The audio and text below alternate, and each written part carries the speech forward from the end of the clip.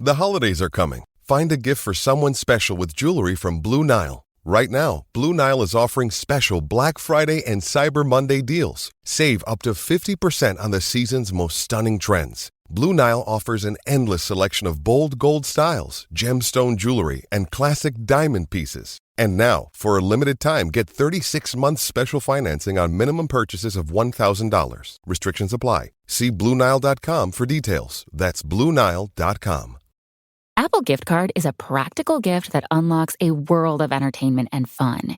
You can send it via email or give a physical card to your loved ones. Your friends and family can spend it on their favorite Apple services, including Apple subscriptions. Apple Gift Card can be used to buy all things Apple: products, accessories, apps, games, movies, TV shows, iCloud Plus, and more. Visit apple.com for details and to send Apple Gift Cards to your friends and family this holiday season.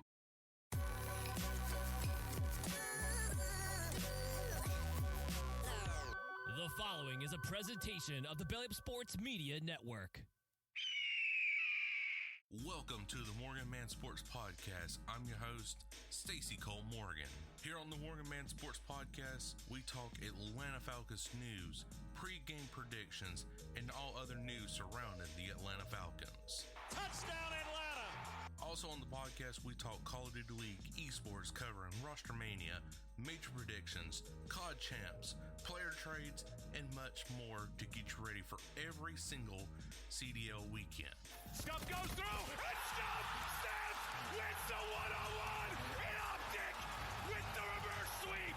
If that sounds good with you, put on your Falcons jersey, grab your gaming headset, and let's get this show started.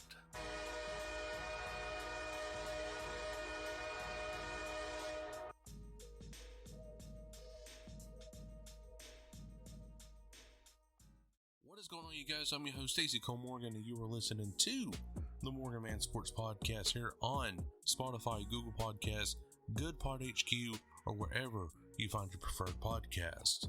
Ladies and gentlemen, today we are talking about the rule setup for a competitive Call of Duty 2024 season with all the hardpoint maps, search and destroy, and control. And also we are previewing the New Orleans Saints taking on the Atlanta Falcons this Sunday in the Benz. So without any further delay, let's go to get straight into today's action. Alright guys, before we get into all of that, if you don't mind, please do me a huge favor for this Thanksgiving right here and hit that like button here on YouTube. Download this podcast if you are listening on Spotify or Apple Podcasts or your preferred streaming platform. It does help out the podcast to continue making each and every single episode Friday possible for you guys to listen to, and thank you so much. So now, since we got that out of the way, let's talk about the New Orleans Saints taking on the Atlanta Falcons this Sunday in the Benz in Atlanta, Georgia at 1 p.m. Eastern Standard Time. So I am doing all of these odds kind of early right now. The CBS Sports app has really not updated everything right here, so I'm having to rely on rotowire.com for my money line and spread right now. So the money line right now is going in favor of the New Orleans Saints at a minus 112, actually, with the public bet sitting at a 50.4%. And the Falcons actually is not far in behind with a 49.6%. The spread, according to DraftKings on rotowire.com, is the New Orleans Saints favored by a minus 1 point. And the Falcons are actually favored by the public by 51.1% to win this game through the public and not through Vegas, but the Vegas is telling you to take New Orleans. And of course the under is 42 points, and the public bet is going for over 42 points on this one, but again it is 49.6 for under 42 points. For this matchup, I go over total defense versus offense and vice versa for each team right here. So for the New Orleans offense versus the Atlanta Falcons defense, New Orleans offense is 13th overall in the National Football League, while the Falcons defense is 7th in the National Football League, with 9th best in against the pass and 14th against the run. And the New Orleans Saints is 22nd while running the ball and 12th while passing the ball. So these are key stats, I should say, for the Atlanta Falcons defense to hopefully get some interceptions, force fumbles, and everything through that in the quarterback position on the New Orleans side. But now, however, we got Desmond Ridder coming back this week on offense, and the Falcons offense is surprisingly 15th overall, while the New Orleans defense is 8th overall. So they're just 1 point in behind us on the defense. New Orleans defense is 8th against the pass and 20th against the run, while the Falcons passing offense is 20th and the running offense is 7th. So we definitely need to utilize the run game, get Bijan more involved, Tyler Algier, create those holes. So that way Bijan can definitely get that 50-yard, 75-yard run, or get Tyler Algier, that first down marker, or the case may be, or hell, even Cordell Patterson. But also you need to start utilizing your first-round picks, a.k.a. Kyle Pitts, Drake London, if he comes back this week right here. Haven't really heard nothing much right now, but it is Monday. Let me recording this November 20th.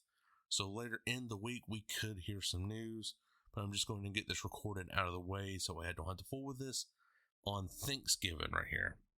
So again, the running offense for the Atlanta Falcons definitely needs to be utilized this weekend, especially with first round pick, Bijan Robertson, which was 8th overall for us.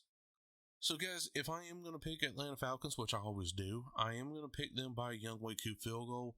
I think they're still going to have struggles right now offensively. Defensively, I might see them get better because for these past 3 games, we've definitely let the opposing team come back and make themselves look like Tom Brady, aka Josh Dobbs, or whatever his name is, from the Minnesota Vikings.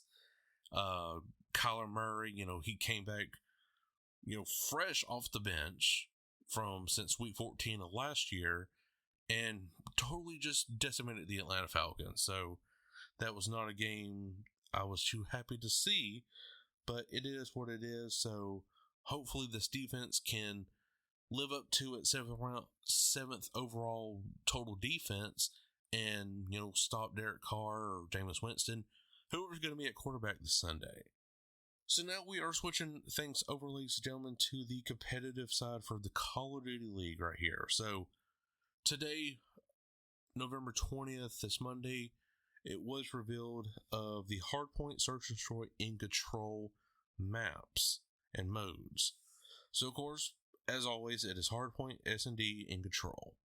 For Hardpoint, your maps are Invasion, Karachi, Skid Row, Subbase, Terminal. I'm actually interested on why Invasion was chosen for this one right here. It's kind of interesting to me. For Search and Destroy, you got High Rise, Invasion, Karachi, Terminal, and Skid Row. I could definitely see High Rise being the most voted on map to be played competitively through the pros. And finally, for Control, you got High Rise, Invasion, and Karachi. Definitely these maps do feel right. I think the pros and the committee definitely nailed this one right on top right here. These maps should be in that rotation right here. I was hoping to see Favela maybe, but that's a little bit of a bigger map than normal. So these maps right here are more kind of towards like mid to small tier size. So that's what the committee in the pros went for. And overall right now, scrims, ladies and gentlemen, are going pretty well. Atlanta FaZe, Optic, Texas, and Toronto Ultra, they're really about the top 3 teams right now. You're not really seeing much of the Carolina Royal Ravens doing much of anything, or the Miami Heretics.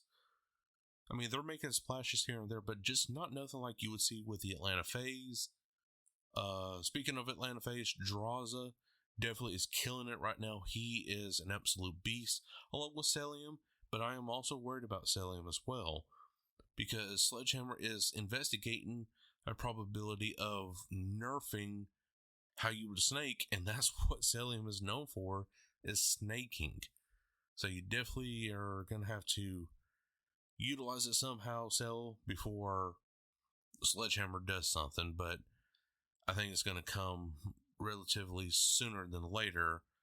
Now, since the season is fixing to start up in maybe actually just within a few weeks, maybe 4 weeks now. And, so it's going to be interesting. It really is. You had Scrappy talking about Clayster saying, I'm going to put you in the retirement home like I did Scump and I forget someone else. And Clayster's like, well, hold my 3 rings and go back to silver tier or something like that. And it was just crazy chaos. This is what the off season of esports, more specifically Call of Duty, is just thriving on, and people love it. And now it's building up these storylines. The Call of Duty League today on November 20th has actually already started teasing and hyping up the match between the Toronto Ultra and the Carolina Royal Ravens. They know when to capitalize on some beef going on between players. So it is what it is right there, but definitely those are the maps and modes for the Modern Warfare 3 Call of Duty League 2024 season.